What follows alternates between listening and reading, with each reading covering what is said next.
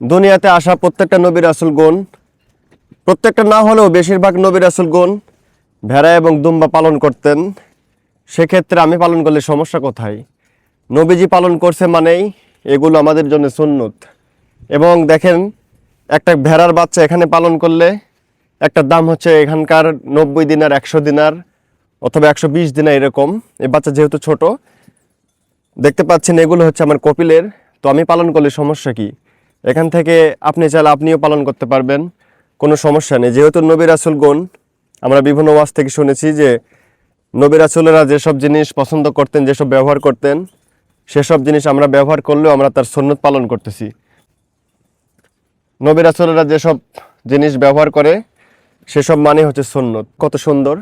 এগুলো হচ্ছে কুয়েতের ভেড়ার বা দম্বার ফার্ম। দেখেন এখানে অসংখ্য ভেড়া আছে, দেখতে পাচ্ছেন প্রচুর।